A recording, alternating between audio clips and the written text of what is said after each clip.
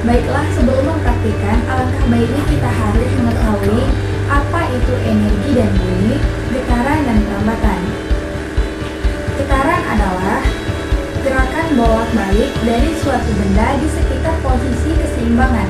Getaran ini merupakan sumber utama dari bunyi. Misalnya, ketika senar ukulele dipetik, senar tersebut bergetar dan menghasilkan bunyi.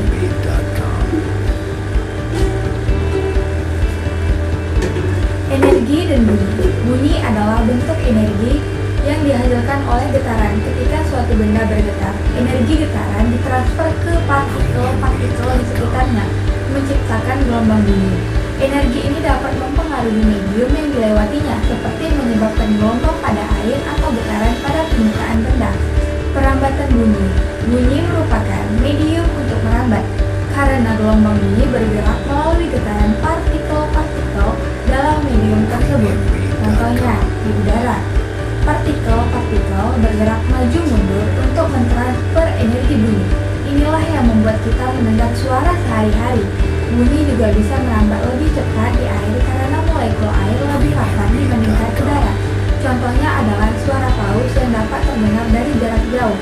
Bunyi merambat paling cepat dalam benda padat karena partikel-partikelnya sangat lekat, sehingga energi dapat ditransfer lebih efisien. Contohnya adalah mendengar suara kereta api melalui rel besi.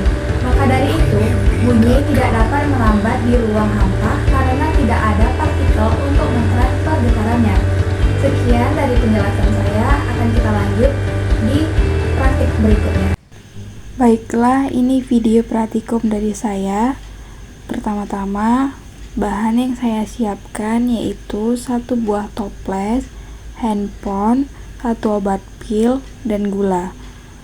Saya sengaja menyiapkan pil agar kita bisa melihat benda yang sedikit berat juga ikut bergerak akibat getaran.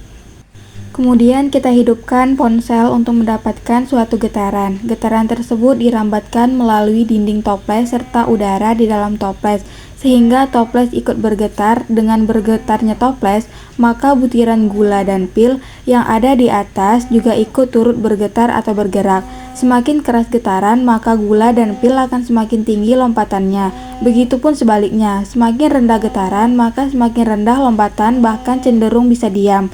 Bunyi dapat diukur menggunakan alat pengukur kebisingan dengan satuan desimal.